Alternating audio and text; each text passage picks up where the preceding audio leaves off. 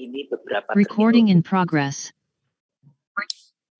terminologi yang ada di genetika yang sudah kita pahami sejak kita SLTA, tetapi kita masih perlu penyeragaman.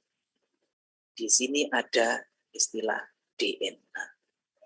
Apa itu DNA? Apa itu gen? Apa itu kromosom?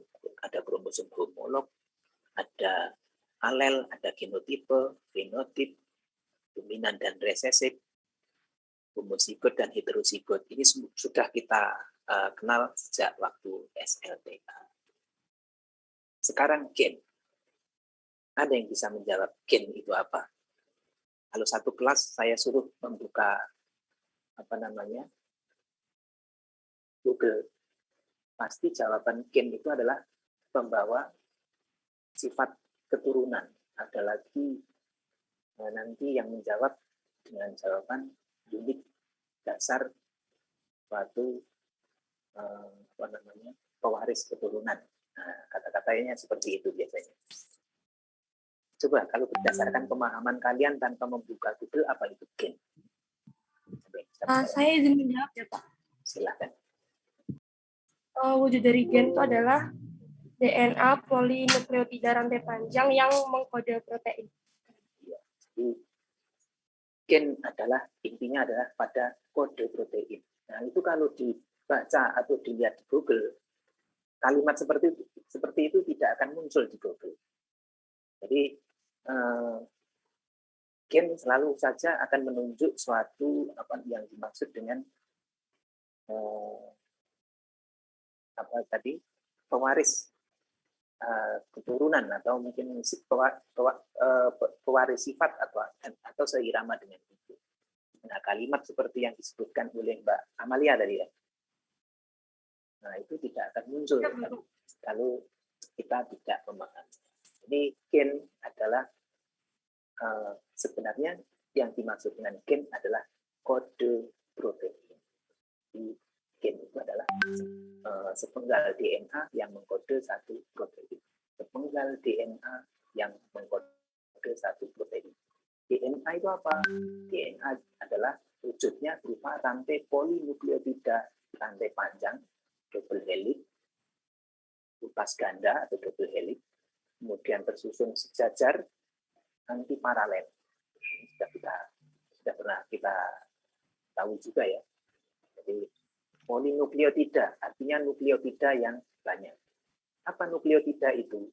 Nukleotida adalah satu unit yang terdiri dari satu basa nitrogen, satu gula, gulanya gula ribosa, sering disebut gula pentosa, kemudian satu fosfat sebagai penyambung. Di antara nukleotida satu dengan nukleotida lain nanti akan disambung-sambung oleh adanya fosfat. Jadi gen adalah pengkode satu protein disebut gen. Kemudian gen itu adalah berarti ya kode protein. Singkatnya gen itu adalah kode protein. Wujudnya apa? DNA rantai panjang yang jadi DNA rantai polinukleotida DNA itu adalah polinukleotida rantai panjang double helix atau utas ganda. Utas ganda itu dua tali yang ganda yang sejajar tersusun antiparalel. Double helix artinya dia tersusun melilit tapi sejajar. Artinya sejajar ujungnya tidak pernah ketemu. Kemudian tersusun antiparalel karena berlawanan arah. Nah, ini bentuknya. Ini DNA rantai panjang. Ini satu nukleotida. Ini satu nukleotida. Ini berpasang-pasangan karena dia utas ganda. Ini satu utas, ini juga satu utas. Kemudian berpasang-pasangan dari setiap nukleotidanya. Setiap nukleotidanya berpasang-pasangan. Kalau guanin, pasangannya dengan sitosin. Kalau adenin, pasangannya timin. Timin dengan adenin. Di pasang-pasangannya tetap. Katakan antiparalel karena memiliki arah yang berbeda. Ini 5, ini 3, ini 3, ini Temanya dari mana? Ini ada urutan atom karbon pada gula ribosa. Gula ribosa ini namanya basa nitrogen, ini fosfat. Fosfat menyambung antara satu nukleotida dengan nukleotida yang lain. Ini fosfat yang menyambung. Kemudian antara basa satu dengan basa yang berpasang-pasangan di sini dihubungkan oleh ikatan hidrogen. Semuanya sudah kita pelajari.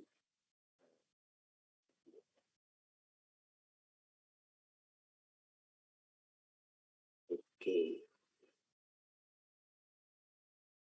Gen sudah, DNA sudah. Kemudian kromosom.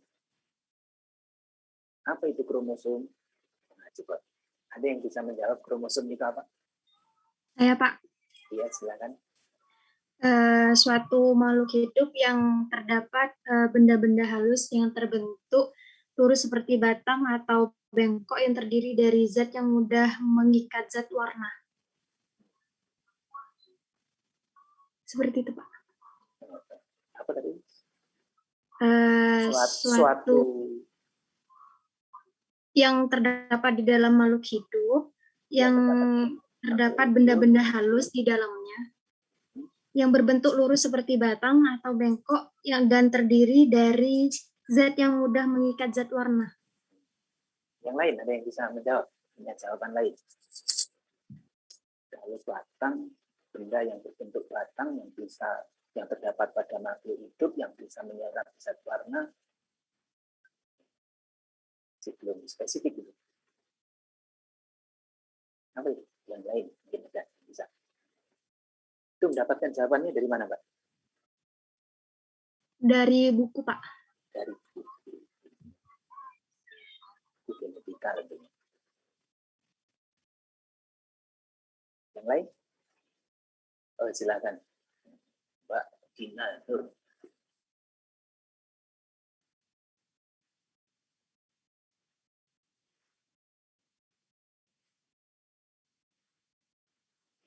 Lilitan yang menggulung pada saat mulai dari profase, metafase, sampai ke telafase. Tapi kalau semua yang menggulung pada fase itu sebenarnya benang jahit pun di saat profase juga menggulung.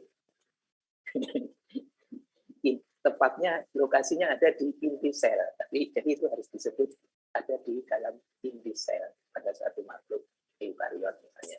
Jadi buat definisi harus lebih spesifik. Kalau sesuatu yang menggulung berupa benang-benang yang menggulung pada saat mulai dari profase sampai telafase, kemudian apalagi ya itu masih belum spesifik. Oke, baiklah, untuk seragaman saya berikan pemahaman seperti ini.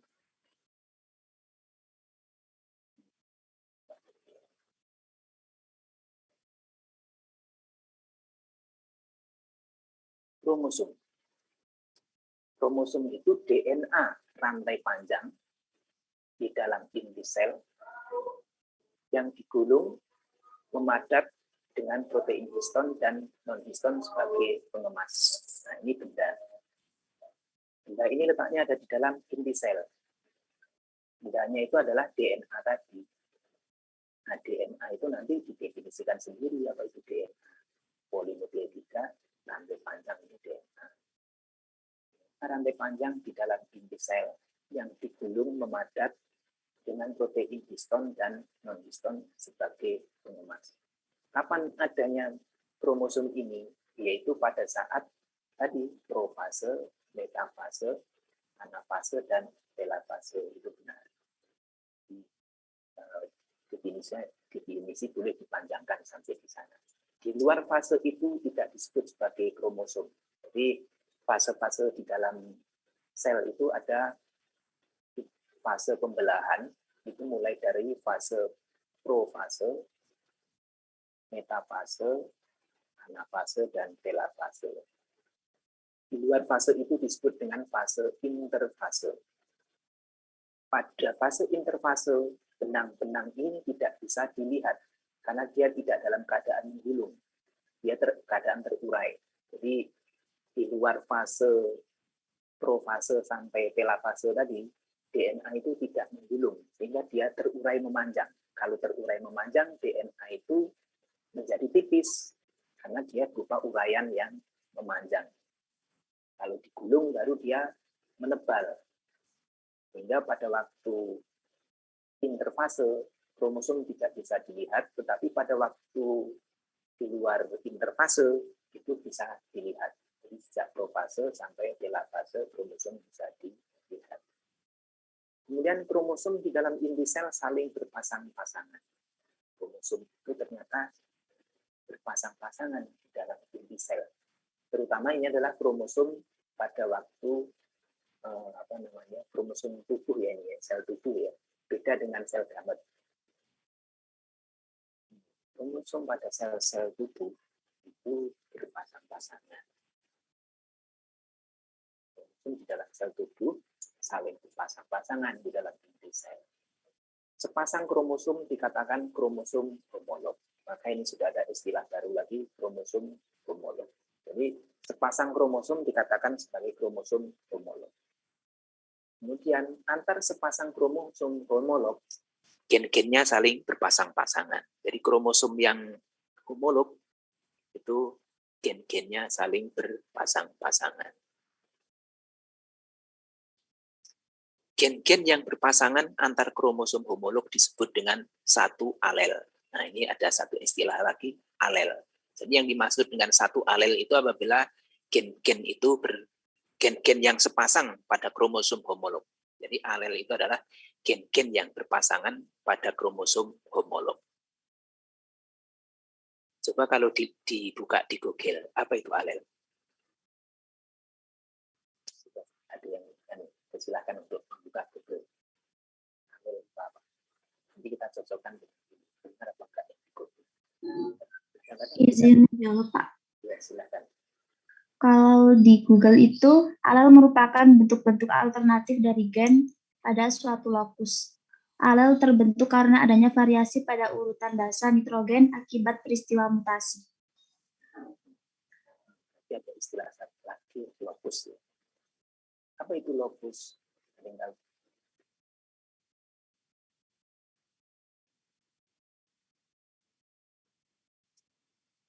Lokus itu segmen DNA atau gen di dalam kromosom itu disebut dengan lokus. Jadi tempat gen di dalam kromosom itu disebut lokus. Kemudian istilah tadi apa? Istilah yang dikatakan alel tadi berupa alternatif. Apa tadi namanya? Iya, bentuk-bentuk alternatif dari gen pada suatu lokus, Pak. Bentuk-bentuk alternatif gen dalam satu lokus. Bentuk-bentuk gen dalam jadi bentuk alternatif dari satu gen dalam satu lokus. Ya. Boleh dijawab begitu. Tapi mungkin nanti ada juga jadi yang dimaksud satu alel bisa saja tidak menunjukkan suatu alternatifnya. Bisa saja dia adalah homozigot. Kalau alternatif kan bisa kalau alternatif itu kalau nggak homozigot bisa heterozigot. Tetapi dia adalah gen-gen yang berpasangan pada kromosom yang homolog. Jadi kromosom yang homolog tadi kan lokusnya berpasang, gen-gennya kan berpasang-pasangan. Setiap satu gen ini dikatakan berada dalam satu lokus, kemudian dia berpasang-pasangan. Nah, gen itu kalau dia berpasang-pasangan akan dengan gen yang bersesuaian pada kromosom yang homolog.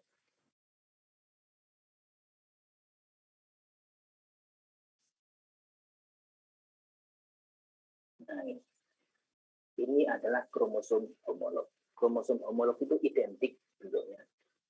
Di dalamnya memuat segmen-segmen DNA yang sering dikatakan sebagai lokus. Nah, lokus ini dengan lokus ini namanya Ini lokus yang bersesuaian tadi. Kalau gen ini adalah suatu gen, maka alelnya ada di gen pasangannya. Jadi kalau gen ini dikatakan alel, maka alel dari gen ini adalah sepasang gen yang dikatakan alel itu setengah pasang di sini, setengah pasang ada di kromosom homolog pada posisi yang bersesuaian. Jadi gen ini berpasangan antara satu yang gen yang ada di satu kromosom dengan kromosom yang homolognya.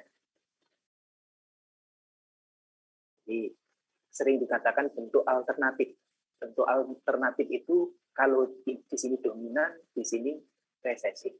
Atau sebaliknya kalau di sini resesif, di sini dominan. Tetapi tidak selalu berupa alternatifnya seperti itu. Bisa juga dia homozigot. Misalnya dominan sama-sama dominan, resesif bisa juga sama-sama resesif. Itu namanya homozigot. Dan tidak selalu berupa alternatifnya. Bisa saja sama dengannya atau bisa dikatakan homozigot. Jadi tahu ya, ini adalah kromosom homolog, itu adalah kromosom yang sepasang. Ini pada saat interfase, kemudian kalau dia mengalami fase berikutnya, interfase, kemudian profase. Pada waktu profase, dia kromosom ini akan mengganda lengannya. Ini tadinya lengannya satu, kemudian mengganda menjadi dua. Ini adalah fase profase. Di masing-masing lengan kromosom akan mengganda menjadi dua. Kemudian tahapan berikutnya dia akan memisah. Kemudian ini membelah, maka terjadilah yang disebut dengan meiosis seperti itu. Nantinya cerita itu ada.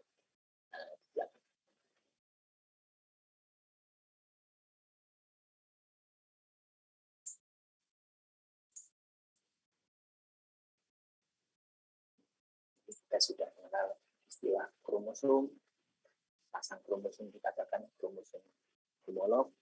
Jadi kromosom homolog adalah kromosom yang identik.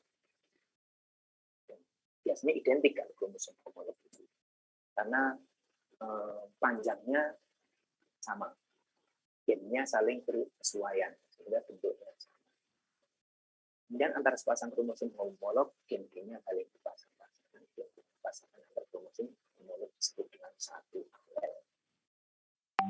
Pasangan dalam kromosom disebut dengan satu alel. Bisa menunjukkan satu gen-gen yang merupakan bentuk alternatifnya.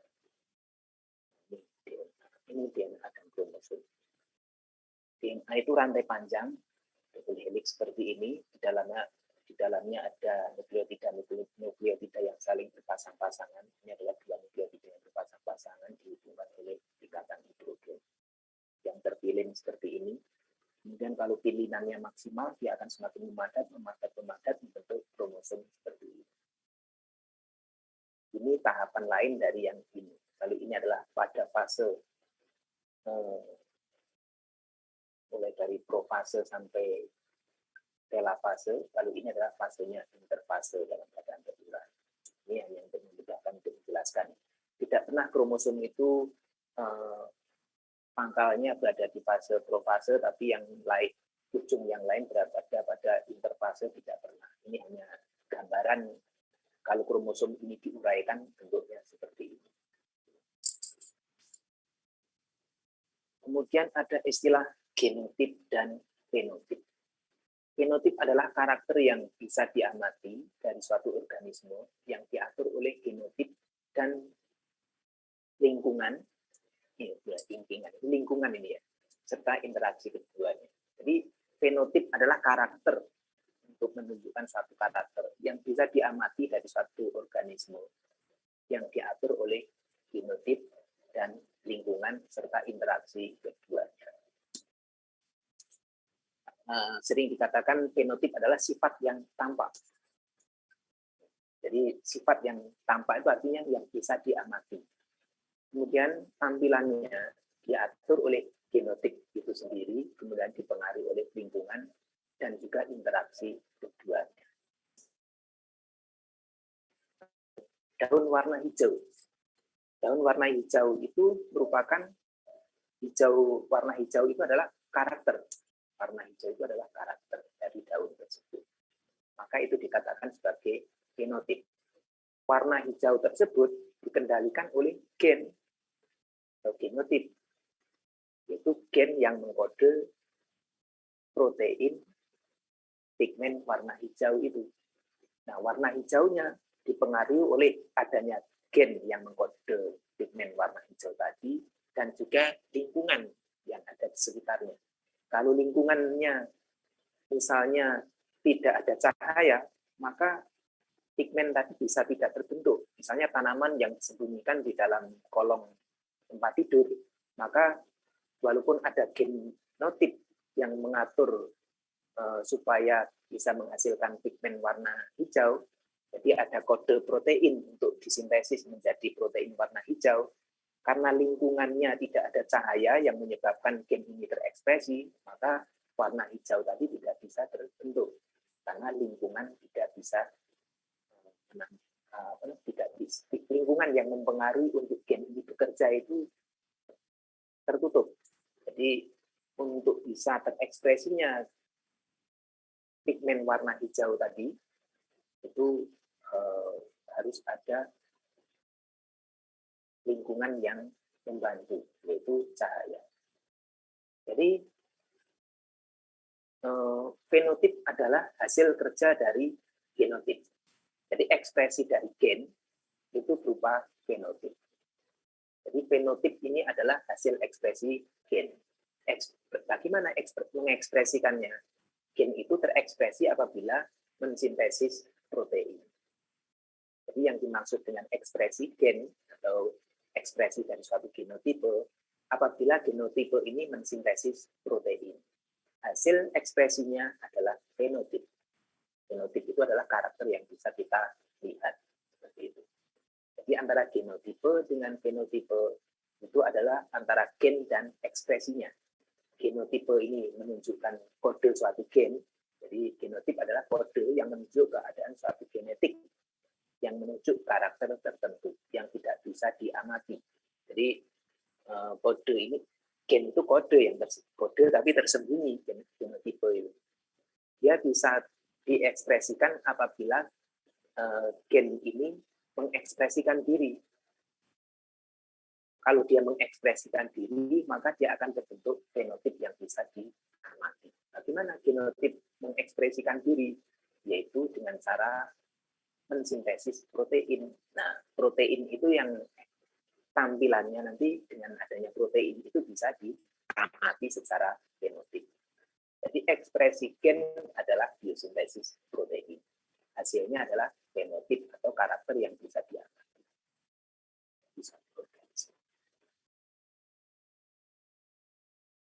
Biasanya kode genotipe dinyatakan dalam notasi huruf. Ini sudah kita sering dengar. Misalnya warna hijau, kita kasih kode H besar. Yang resesifnya warnanya kuning, hanya H kecil. Balikannya seperti itu. Paham ya antara genotipe dengan fenotipe? Jadi genotipe adalah kode dari suatu gen, kemudian fenotipe adalah ekspresi. Jadi antara genotipe dengan fenotipe adalah gen dan ekspresi. Genotipe itu keadaan yang menunjuk suatu genetik atau gen yang menunjuk suatu karakter tertentu, kemudian fenotipenya adalah bagaimana gen tersebut ekspresinya, itu dilihat di fenotip. Bagaimana gen itu diekspresikan? Yaitu dengan cara biosintesis protein. Untuk terjadinya biosintesis protein, selain dipengaruhi oleh genotipe tadi, juga dipengaruhi oleh lingkungan. Kemudian selain itu juga dipengaruhi oleh interaksi lingkungan dengan gen tersebut. Kalau tidak ada interaksi, ya bisa jadi tidak terekspresikan. Bisa dipahami sampai di sini? Oh, bisa. Genotipe itu kode gen, fenotipe adalah ekspresi dari gen. Kemudian ada dominan dan resesif. Ada yang bisa menjelaskan apa itu dominan, apa itu resesif? Izin menjawab. Iya, silakan. Dominan itu seperti yang kalau simpelnya ya, seperti yang kita ketahui bahwa dominan itu berarti sifat yang dominan muncul, yang yaitu tampak muncul banyak gitu, dominan yang sesuatu yang terlihat. Sedangkan untuk resesif itu bahwasanya sifat yang tertutupi oleh sifat dominan tadi, sehingga resesif itu sebenarnya bukan tidak terlihat, cuman tertutupi oleh sifat yang dominan tadi. Gitu, Pak. Bisa dipahami yang lain? Ya, Bisa. kira-kira begitu. Jadi sepasang gen di dalam kromosom homolog itu saling berpasang-pasangan. Pasang-pasangannya itu bisa sesama gen-gen yang dikatakan sama-sama dominan, ada yang satu dominan, yang satu resesif, ada yang sesama gen-gen resesif. Biasanya kalau gen itu antara dominan dengan resesif itu berpasangan, maka yang akan muncul ekspresinya adalah gen yang dominan. Jadi gen dominan itu akan mendominasi ekspresinya gen resesif. Sehingga karakter dari gen resesif tadi tidak terlihat. Yang terlihat adalah karakter gen dominan. Jadi pada gen yang sepasang dalam satu lokus yang berpasangan pada kromosom yang homolog, dua pasang kromosom, itu yang satu membawa satu gen pasangannya, yang satu lagi bawa gen pasangannya lagi. Nah, kadang-kadang sepasang gen pada kromosom yang homolog itu ada yang sesama dominan, ada yang sesama resesif, ada yang dominan dan resesif pasangan. Yang akan muncul pada suatu karakter makhluk hidup adalah karakter dari gen yang dominan. Sementara karakter gen yang resesif akan tertutupi oleh ekspresi gen yang dominan.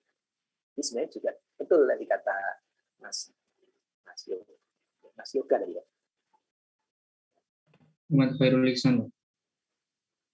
Gimana? Yoga Agustian. Mas Muhammad Khairul Ihsan tadi yang jawab. Oh, dari Mas Khairul Ihsan. Ya. Jadi sebenarnya gen resesif itu juga terekspresi, tapi ekspresinya tertutupi oleh ekspresinya gen dominan, sehingga seolah-olah karakter makhluk hidup tadi seolah-olah hanya memiliki karakter dominan saja, padahal dia masih punya karakter gen resesif. Nah, keberadaan gen resesif menjadi sering tidak terlihat kalau dia berada pada kromosom, pada berpasangan dengan gen yang dominan. Jadi karakter gen resesif sering tidak terlihat oleh adanya pasangan alel yang dominan. Karena yang terlihat hanya yang dominan saja. Untuk bisa terlihat, maka dia harus terekspresi sama-sama dengan pasangan gen yang sesama resesif. Dan dia berada pada posisi yang sama-sama resesif, baru terlihat ini resesif. Sehingga kalau makhluk hidup itu terlihat suatu karakternya itu mengikuti karakter yang resesif, maka bisa dikatakan karakter tanaman tersebut memiliki karakter itu gennya homozigot resesif. Kalau heterozigot, maka yang resesif tidak akan terlihat. Bisa dipahami ya? Gen dominan dan gen resesif. Dominan, resesif. Kemudian ada gen yang heterozigot.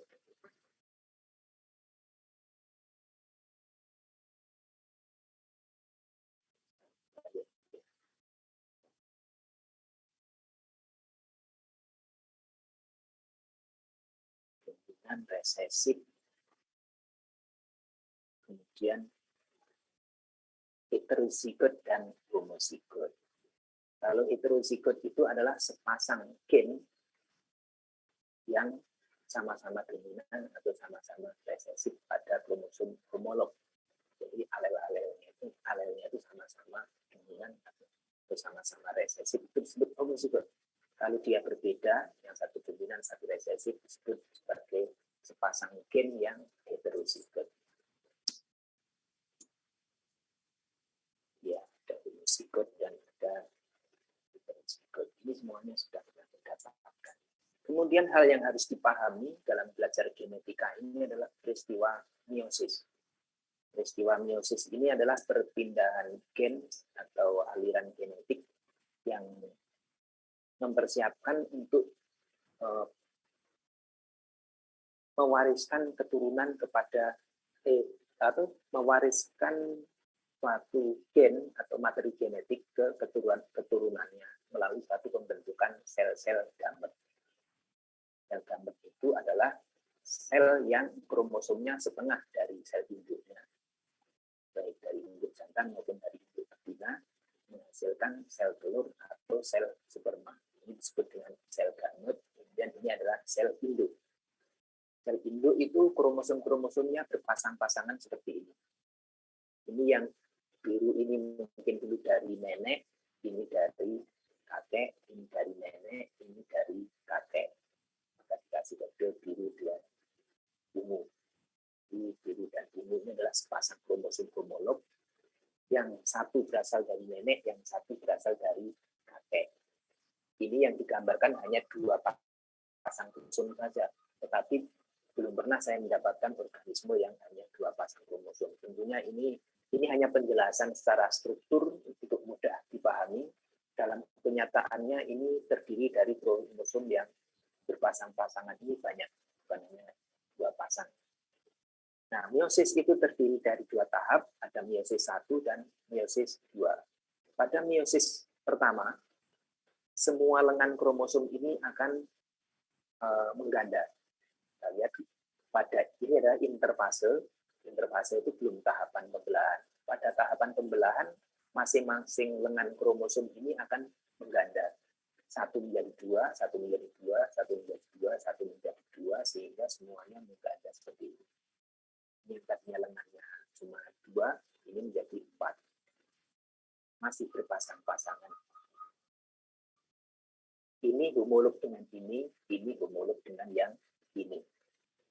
Kemudian kromosom ini kemudian memisah pada fase meiosis yang kedua. Kromosom ini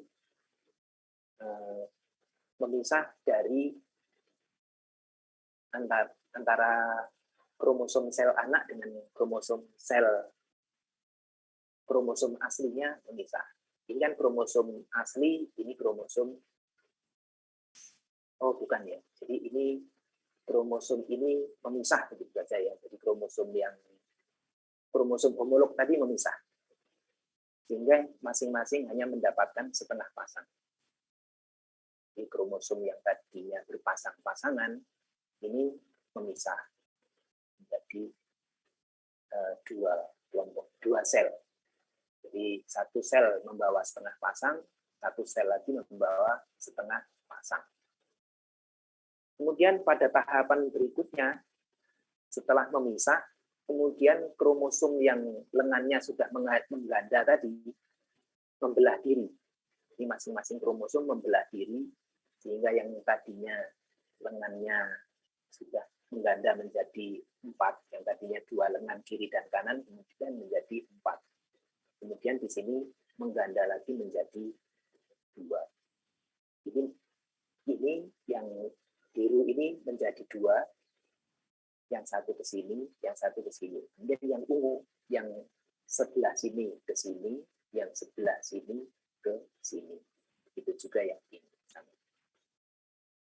Nah, inilah tahapan meiosis. Meiosis menghasilkan setiap satu induk sel menghasilkan 4 sel keturunan. 4 sel keturunan ini bervariasi. Ada yang membawa sel yang dulu dari neneknya, ini yang berasal dari kakeknya. Ini yang dari kakeknya, ini dari nenek. Tentunya ada yang nantinya mix. Ini kalau kromosomnya 3, tentunya nanti keturunan keturunannya akan sangat variatif di sel telur dan sel spermanya. Bisa sama-sama biru, bisa sama-sama ungu, bisa campuran biru dan ungu, sehingga dengan semakin banyak kromosom, maka variasi keturunan pada sel telur atau sel spermanya aja sudah variasi, sangat variatif. Sehingga ini yang menyebabkan nanti keragaman anak itu menjadi macam-macam bentuknya. Karena kromosom ini membawa gen yang banyak, masing-masing kromosom, kemudian jumlah kromosomnya juga banyak, dan kombinasi sel telur dan sel spermanya juga semakin banyak kromosom yang terlibat yang kita lihat. Kalau ini hanya 2 kromosom saja. Ini belum gennya. Nah, kalau gennya ini bisa sangat variatif lagi, ini baru kromosomnya. Tentunya ini membawa ratusan atau mungkin ribuan gen di setiap kromosom ini, sehingga variasinya akan sangat banyak sekali. Sehingga dalam suatu teori dikatakan bahwa tidak mungkin ada keturunan dari suatu individu itu yang hampir tidak mungkin seragam. Jadi anak dari suatu hasil perkawinan itu hampir tidak mungkin seragam dari suatu persilangan itu. Karena dari sel telurnya saja, atau mungkin dari sel spermanya saja sudah variatif seperti ini. Sehingga untuk mendapatkan individu yang seragam itu sangat sulit, atau individu yang sama itu hampir tidak mungkin kita temui. Karena dari sel telur dan sel spermanya saja sudah menghasilkan variasi yang demikian banyak. Nah, ilmu genetika ini adalah ilmu yang mempelajari tentang meiosis ini sebenarnya. Jadi ilmu genetika ini adalah ilmu yang mempelajari tentang meiosis sebenarnya. Jadi genetika 1, genetika Mendel itu sebenarnya ilmu yang mempelajari tentang meiosis. Pada hukum Mendel 1 itu dikatakan bahwa semua alel memisah karena kromosomnya memisah seperti ini. Ini biru dengan ungu, ini kan biru yang tadinya kromosom homolog. Ini dengan ini homolog dengan yang ini, dan ini homolog dengan yang ini. Pada semua kromosom homolog alelnya memisah seperti ini. Yang ini memisah dengan yang ini memisah dengan yang ini. Tadinya ini kan pasangannya yang ini pasangannya yang ini, kemudian semuanya memisah. Sehingga seperti ini. Jadi hukum Mendel 2 memisahnya itu secara bebas. Memisah secara bebas itu sebenarnya begini. Waktu ini memisah, kalau ini nggak bisa untuk menjelaskan itu. Memisah secara bebas itu satu lengan, 2 lengan ini bisa lari ke kiri, bisa lari ke kanan. Yang ini juga bisa lari ke kiri atau bisa ke kanan. Kalau yang satu kiri, yang satu harus ke kanan tentunya. Kemudian kalau yang ini ke kiri, maka yang satu lagi harus ke kanan. Memisahnya seperti itu, bebas itu. Jadi bebas itu bebas memilih ke kiri, bebas memilih ke kanan. Sehingga semakin banyak kromosom yang terlibat, pasangan-pasangan kromosom yang terlibat, maka setiap satu kromosom memiliki peluang untuk kiri dan ke kanan yang masing-masing. Ini juga tidak tergantung dengan kromosom yang ini, apakah yang ini yang ke kiri atau yang ini yang ke kanan. Begitu juga untuk kromosom kedua, ketiga, keempat, sampai ke 46 kalau manusia. Itu mau yang ke kiri, yang ke kanan, itu lengan yang mana, itu bebas. Itu dikatakan memisah secara bebas. Dengan memisah yang secara bebas itu, maka kombinasi keturunan di sini akan sangat variatif. Seperti itu. Nah, memisahnya secara bebas itu kadang-kadang tidak sebebas-bebasnya juga. Kadang-kadang ada yang terikat. Misalnya ada lengan yang saling tumpang tindih seperti ini. Ini bisa menyebabkan pertukaran materi genetik. Sehingga kakinya ada yang lonteng seperti ini. Ini karena memisahnya ada yang tidak bebas karena adanya tumpang tindih lengan. Sehingga tertukar gennya. Ini menyebabkan perbandingan keturunannya tidak sesuai dengan yang diramalkan pada hukum Mendel 1 dan 2. Maka seperti ini dikatakan penyimpangan semu. Belum lagi ada karakter yang selalu mengikuti karena dia terpaut oleh kromosom tertentu. Itu disebut dengan kromosom yang berpaut atau pautan kromosom. Ada lagi yang pautan seks, hanya berpaut pada gen dengan kode seks tertentu. Seperti itu. Maka peristiwa meiosis itulah yang nanti akan mewarnai selama 1 semester ini yang akan kita pelajari ke depan. Bisa dipahami peristiwa meiosis itu? Silahkan kalau ada yang mau ditanyakan. Izin bertanya, Ya, silahkan Mas Khairul.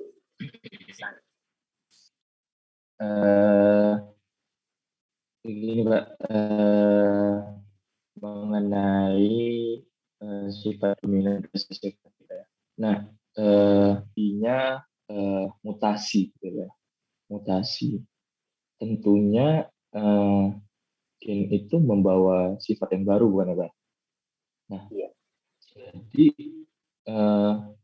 Jadi sifat apa sih yang dibawa oleh gen yang sudah termutasi itu? Apakah dia itu gabungan dari dominan dan resesif, atau gabungan dari dominan atau resesif, atau bahkan dia itu membawa sifat tersendiri, atau bagaimana gitu?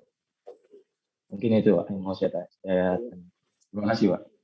Terima kasih. Terima kasih kembali. Gen yang bermutasi, nah, misalnya terjadi mutasi. Mutasi itu adalah peristiwanya, terjadinya perubahan. Nah, mutasi tentunya macamnya bisa bermacam-macam. Ada mutasi itu mutasi titik, ada mutasi yang namanya inversi, ada yang mutasi hilang atau disebut dengan delesi. Nah, seperti itu ya. Mutasi itu akan menyebabkan berbagai kemungkinan. Jadi saya luruskan dulu.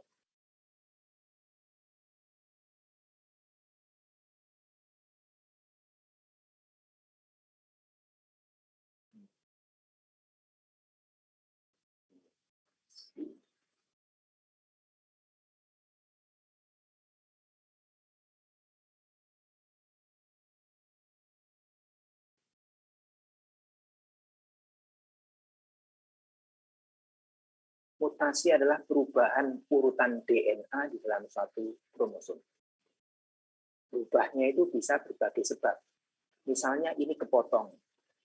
Kepotong ini kemudian hilang atau pindah ke kromosom yang lain, sehingga urutan DNA tertentu yang mengkode protein tertentu ini hilang dari konstitusi gen yang ada di dalam sel ini. Nah, hilangnya ini disebut dengan delesi. Kalau hilangnya satu gen, maka karakter ini akan hilang. Hilang itu artinya yang tadinya terekspresi menjadi tidak terekspresi.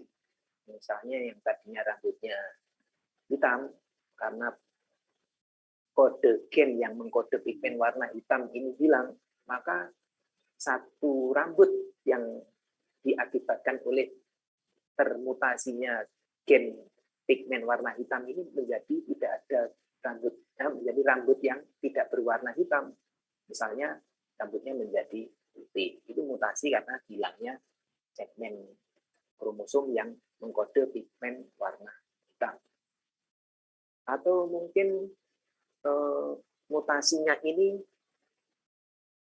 kemudian terpotong, kemudian diinsersi oleh gen baru dari tempat yang lain, maka muncul karakter yang baru. Yang mungkin bukan karakter rambut yang terbentuk, tetapi mungkin karakter yang lain misalnya. Bisa warna kulit atau apa misalnya. Ini juga bisa menyebabkan terbentuknya karakter baru. Kemudian bisa juga gen yang mengkode pigmen ini putus, tapi tidak kemana-mana. Tetapi setelah putus, diselipi oleh DNA lain yang menginterupsi, sehingga mengacaukan ekspresi dari gen ini. Kalau misalnya urutan ATGC itu terselipi oleh kode yang lain, yang di luar dari urutan dari pigmen itu, maka pigmen yang mestinya terbentuk pigmen warna hitam tadi juga tidak bisa diekspresikan karena terinsersi oleh urutan kode DNA lain, sehingga merusak kode genetik yang mestinya mengekspresikan pigmen warna hitam menjadi tidak terekspresikan. Itu juga satu jenis mutasi. Jadi mutasi bisa jadi yang umum, mutasi secara alami itu akan menghilangkan suatu karakter tertentu. Nah, yang hilang itu bisa karakter buruk atau bisa karakter yang ya tidak semua karakter kan menguntungkan. Bisa juga ada yang karakter yang tidak menguntungkan mungkin hilang. Misalnya gen yang menyebabkan dia tidak tahan terhadap suatu penyakit.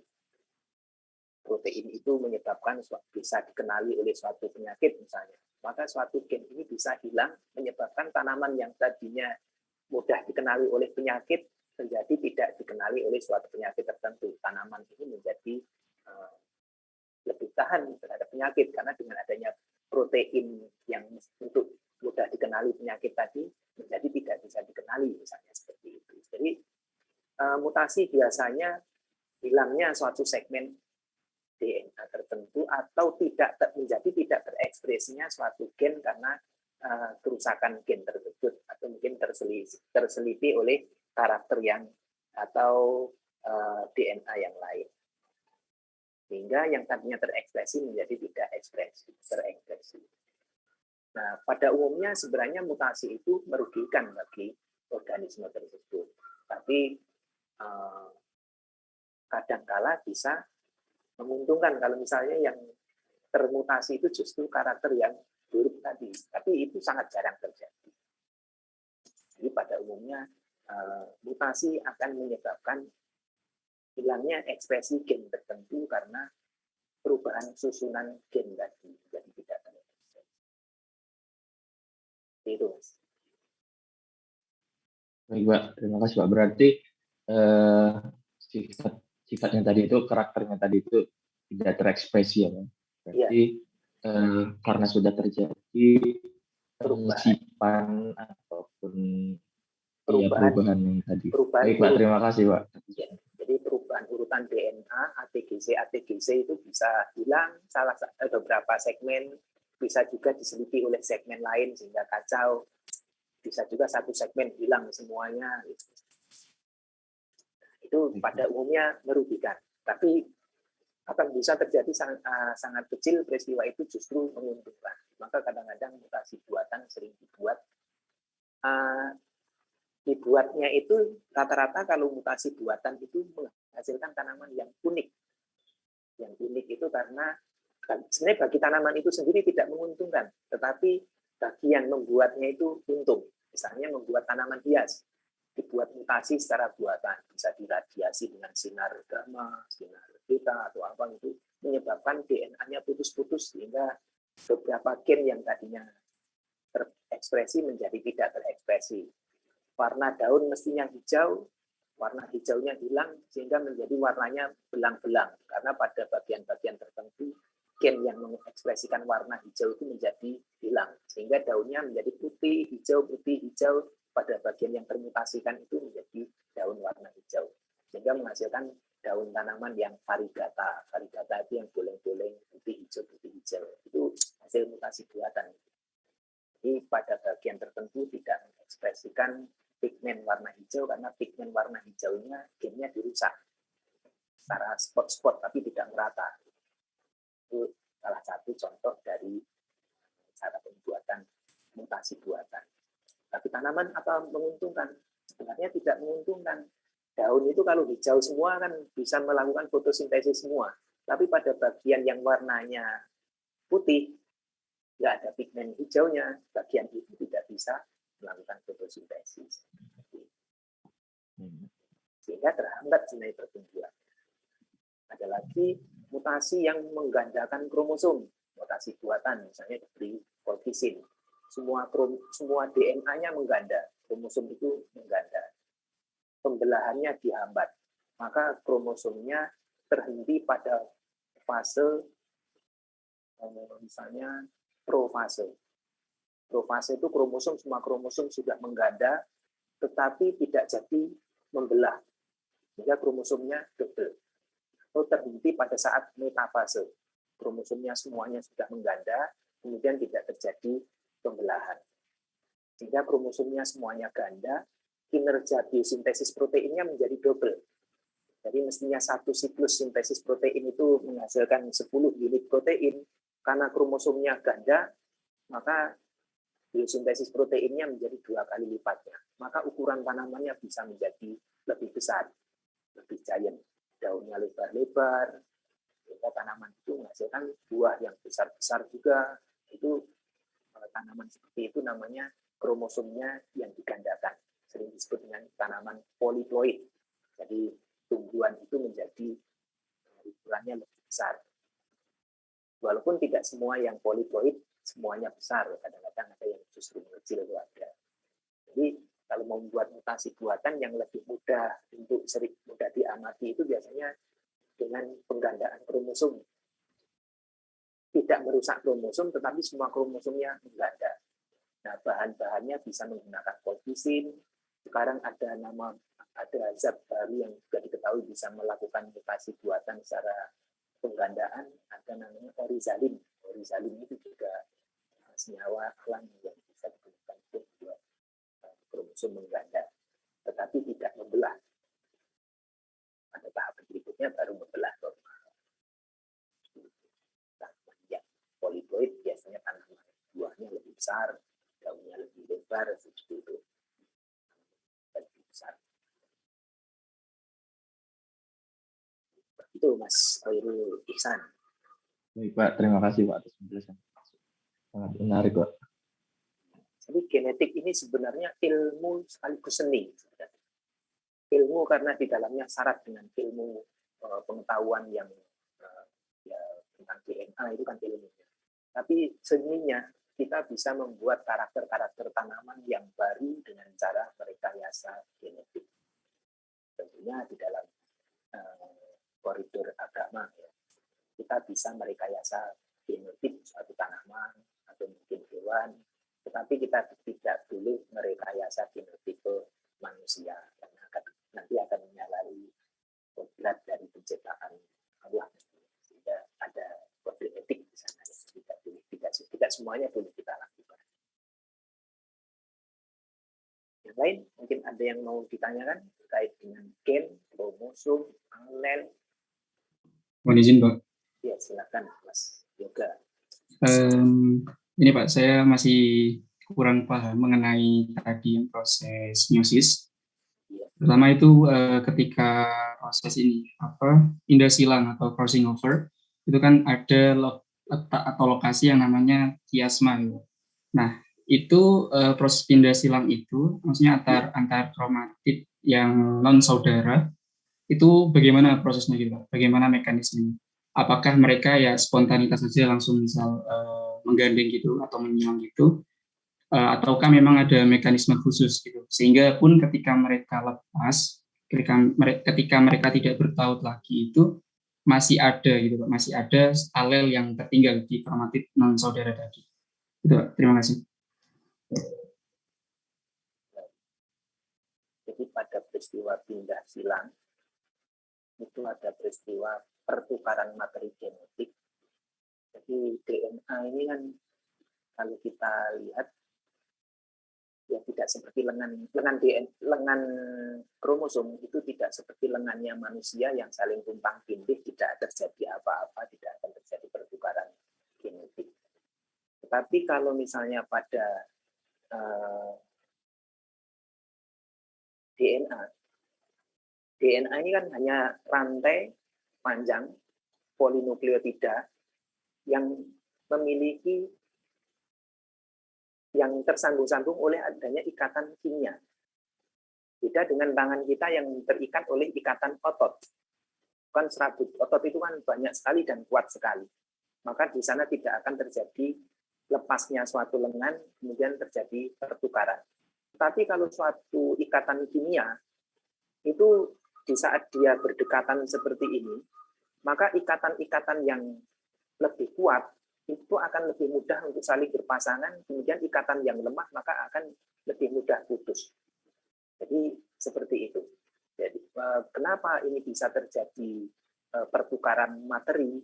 Karena ikatan yang kemudian tertukar itu sebenarnya apa namanya, ya kaidahnya itu kaidah molekuler.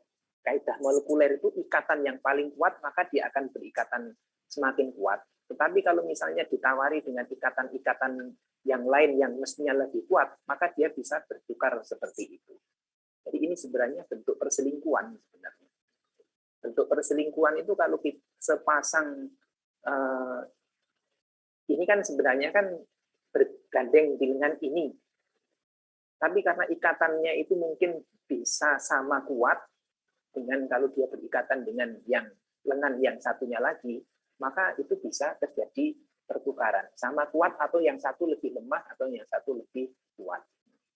Maka pertukaran ikatan itu bisa terjadi apabila terjadi selisih gaya ikatan antara sesama nukleotida dalam satu lengan ini, sehingga dia bisa berpindah dengan yang lain seperti itu. Jadi itu sebenarnya kalau saya katakan itu bentuk perselingkuhan suatu ikatan, gitu ya. Seperti itu. Jadi apa ya? Kalau seorang yang sudah berpasangan suami istri, kemudian bukan tetangganya ya, mungkin di tempat jauh lain, bisa jadi tetangga gitu, bisa jadi tetangga yang juga sudah sama-sama suami istri. Tetapi keduanya tidak memelihara ikatan sesama pasangan tadi. Maka karena saling berdekatan, itu bisa bertukaran satu sama lain. Ya, begitu. Karena satu bisa jadi istilahnya itu rumput tangga lebih hijau. Nah, seperti itu. Itu juga berlaku pada kromosom. Jadi kromosom tetangga ini segmen-segmennya itu sebenarnya sudah punya ikatan dari dulunya gitu. Tetapi karena suatu takdir dia saling berdempetan, kemudian yang satu ternyata ikatan itu bisa memilih. Apalagi ini secara alami ikatan ini bukan ikatan yang dilandasi oleh moral agama kan, kalau yang namanya ikatan kimia itu. Ikatan kimia tidak dilandasi oleh moral agama, sehingga kadang-kadang mana yang lebih kuat untuk saling tarik-menarik, maka dia akan bisa lepas dan berganti pasangan seperti itu. Nah, kalau pada manusia masih ada ikatan agama, walaupun rumput tetangga lebih hijau, kadang-kadang ya sudah bertahan karena ini sudah ada ikatan dari KUA kan, seperti itu. Nah, ikatan kimia ternyata seperti itu. Ya, mungkin penyetaraannya kira-kira seperti itu. Terima kasih banyak, Pak. Insya Allah bisa, Pak. Terima kasih banyak.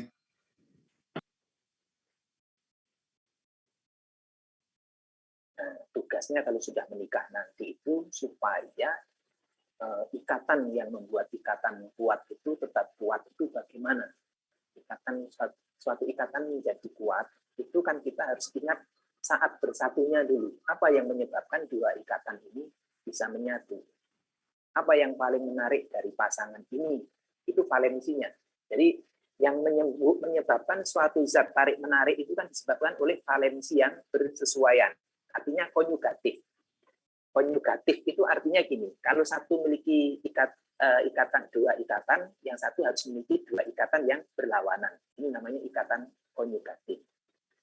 Kemudian tetangga ternyata juga memiliki ikatan yang sama-sama dua, punya sisi-sisi yang seirama gitu. Ini bisa terjadi pertukaran. Tapi kalau misalnya ikatan itu dipaksakan, yang satu memiliki dua ikatan, dua elektron, yang satu 3 elektron, bisa kadang-kadang berikatan seperti ini gitu.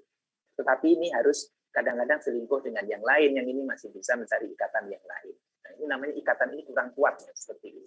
Masih bisa digoda oleh ikatan yang lain. Pada saat di tempat lain ada yang memiliki ikatan 3, yang 2 ini akan ditinggalkan, yang ini akan mencari yang 3, yang 2 ini akan mencari yang 2. Maka itu bisa terjadi seperti itu.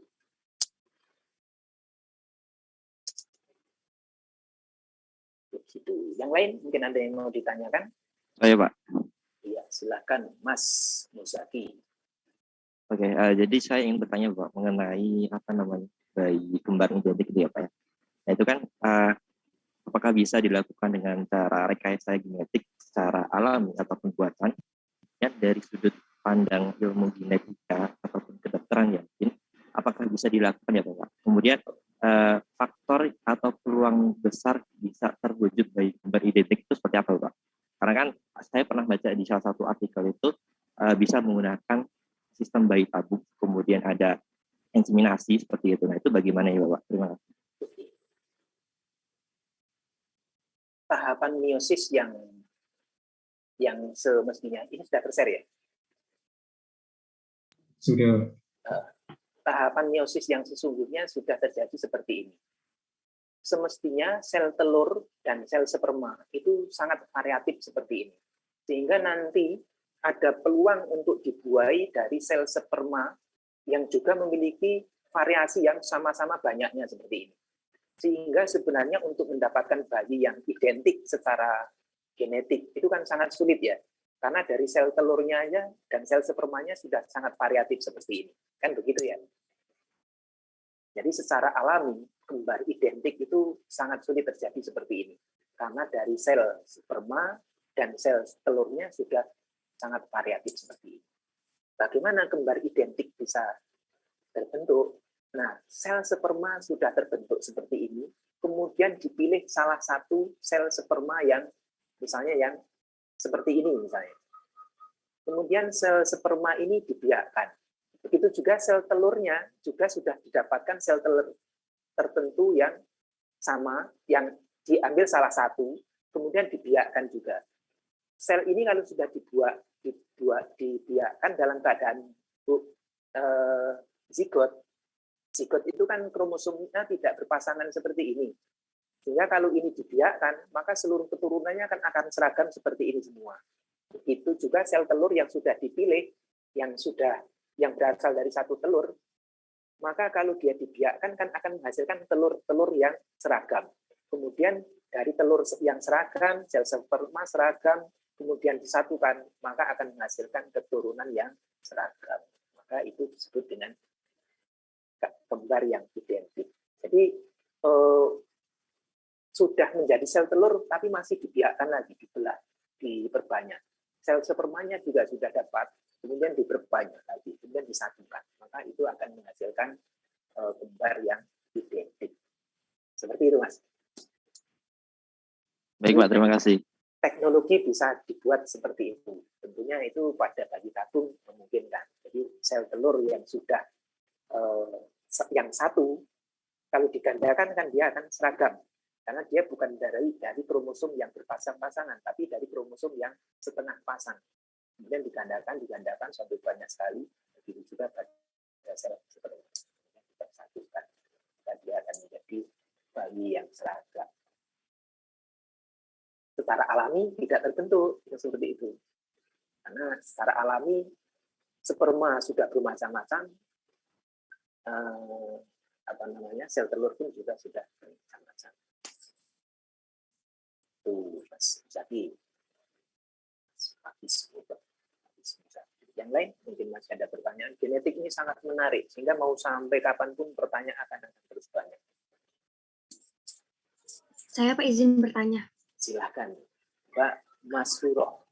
Iya, kan kalau di manusia itu terdapat dua jenis kromosom, yaitu autosom sama seks kromosom. Yang di seks kromosom itu kan dapat dua kromosom ya Pak ya, kromosom X sama kromosom Y. Sedangkan kan kalau di setiap manusia, di setiap orang itu kan beda-beda tingkat dominan kromosom X sama kromosom Y-nya. Itu yang bikin beda itu disebabkan oleh apa ya Pak? Beda yang mana ya Pak? Sebenarnya kromosom autosom sama kromosom seks itu komposisinya sama. Jadi seluruh tubuh kita ini kromosomnya sama, baik autosom maupun pada ini sel atau kromosom ya diceritakan tadi. Sel tubuh atau sel tubuh dengan sel autosom ya tadi ya. Kromosom seks, Pak. Seks Oh, kromosom. kromosom X. Seks kromosom itu hanya satu gini ya.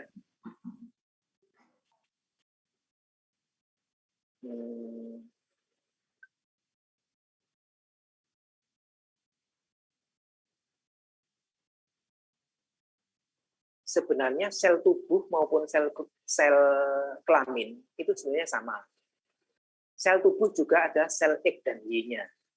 Kemudian sel kelamin sama, ada X dan Y-nya di samping kromosom-kromosom yang lain juga, kan gitu. Kemudian ada salah satu kromosom yang disebut dengan kromosom seks. Mungkin kita anggap ini sebagai kromosom seks, gitu ya. Kemudian pertanyaannya gimana tadi?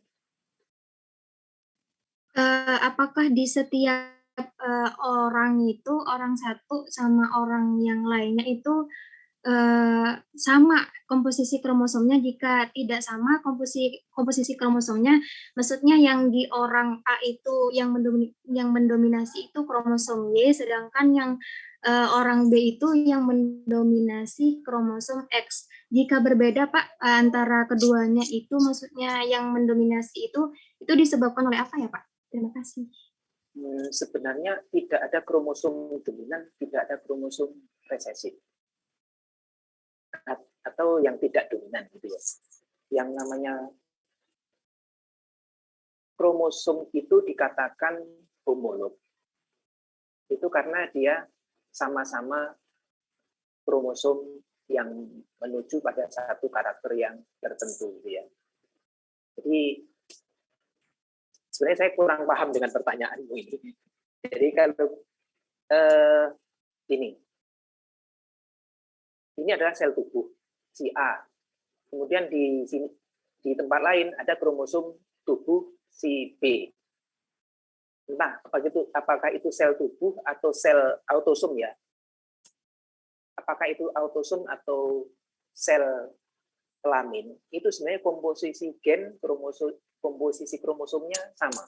Ada kromosom-kromosom yang membawa karakter lain, ada satu kromosom khusus yang mengkode jenis kelamin, kan begitu. Ini ada X, ada Y misalnya begitu. Pada sel yang lain juga begitu, ada kromosom X, ada kromosom Y-nya. Hanya saja gen-gen yang dibawa bisa jadi berbeda. Misalnya di sini pada kromosom X itu misalnya apa yang terbawa pada kromosom X misalnya. Di sini menunjukkan kumis tebal misalnya. Ini karakter jantan ya. Kemudian pada sel yang lain bisa jadi kromosom X-nya juga ada yang membawa kromosom yang kurang berkumis misalnya. Perbedaannya paling hanya seperti itu. Kemudian mungkin bisa jadi yang mungkin tinggi dan pendek, bisa jadi ada itu di kromosom X atau Y, saya kurang tahu, biasanya kan yang laki-laki lebih tinggi misalnya. Tapi bisa jadi kromosom X yang ini mungkin tinggi, kromosom X yang ini mungkin orangnya pendek, atau mungkin sama tinggi, bisa seperti itu. Atau gimana? Lurusnya pertanyaanmu jawab bagaimana itu? Berarti saya kan tadi tanya tentang sekromosom, berarti komposisi setiap orang itu kromosom X-nya sama kromosom Y-nya itu sama ya, Pak? Ya. Komposisinya. Kalau dia ada sesama kromosom X, bukan berarti seluruh gen di dalam kromosom X dua individu itu sama. Bisa jadi berbeda-beda. Seperti saya contohkan tadi, yang satunya mungkin gennya berkumis untuk X yang si A, kemudian X-nya si tetangga kita itu bisa jadi di dalam kromosom X-nya mungkin tidak berkumis. Bisa seperti itu. Kemudian yang satu rambutnya mungkin keriting, yang satu mungkin lurus. Bisa jadi sama-sama keriting, bisa juga seperti itu. Jadi walaupun sama-sama kromosom seks, karakternya bisa berbeda. Jadi walaupun kromosom itu homolog, bukan berarti setiap kromosom homolog itu membawa gen yang identik. Bisa berbeda. Bisa alelnya, bisa juga alel yang berbeda. Seperti itu. Berarti dapat disimpulkan bahwasanya perbedaan kromosom setiap orang itu dari sel induknya ya, Pak?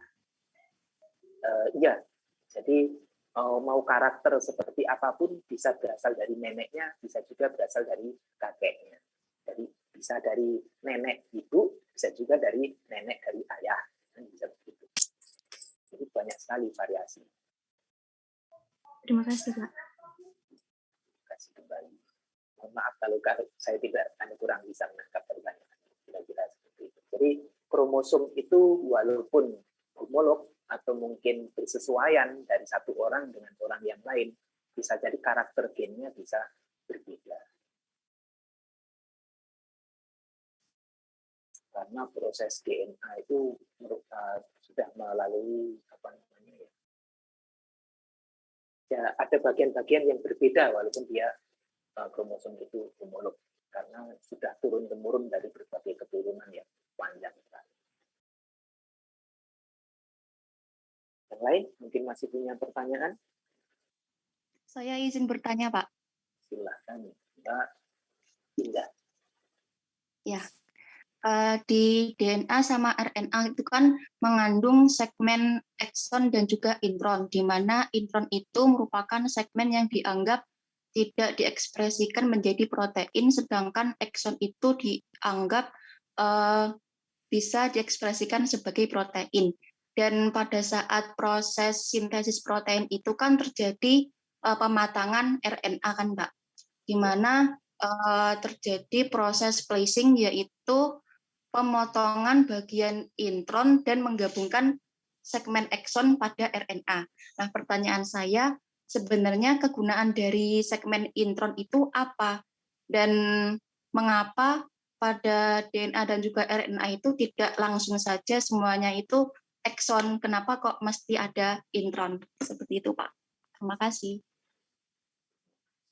Sebenarnya tidak semua kehendak Tuhan itu kita harus paham.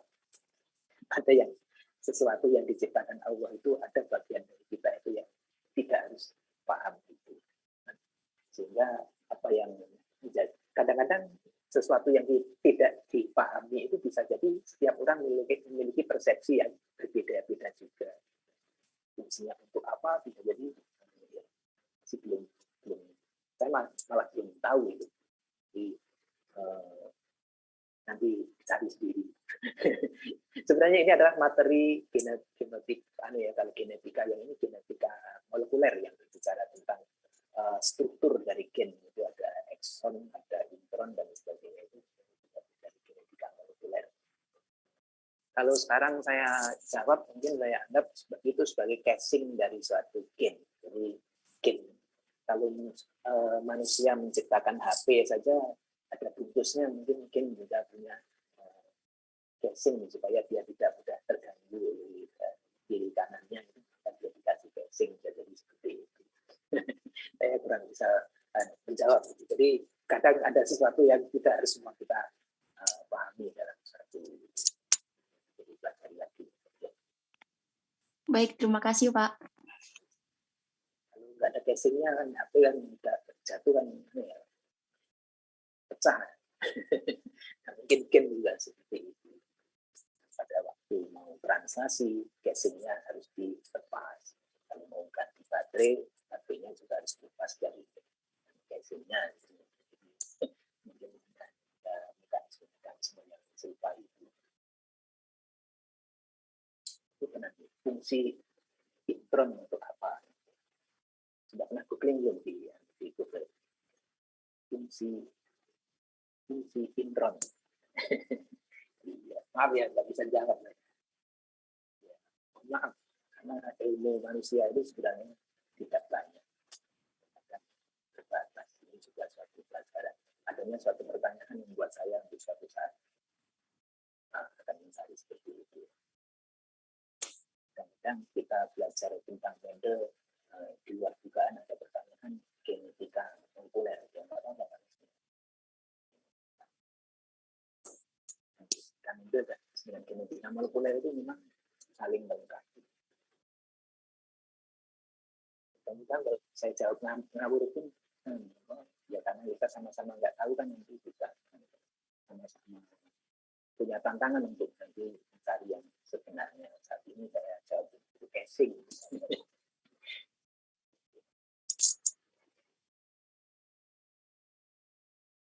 Yang lain mungkin ada pertanyaan terkait dengan gen, alel, dominan, resesif, terminologi yang ada di Mendel.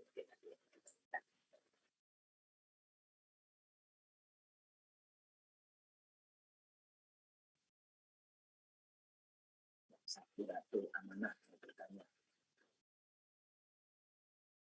Tapi ini saya waktunya nggak cukup ya kalau untuk mengabsen satu persatu. Saya sebentar lagi ada seminar proposal ada ujian skripsi. Saya harus menguji 5 menit lagi. Saya minta ketua kelasnya untuk mengabsen kelasnya masing-masing. Dan pertemuan ini saya cukupkan sekian dulu ya. Kalau tidak ada pertanyaan, kita ketemu minggu depan. Mudah-mudahan yang kita pelajari tadi bisa dipelajari lebih dalam.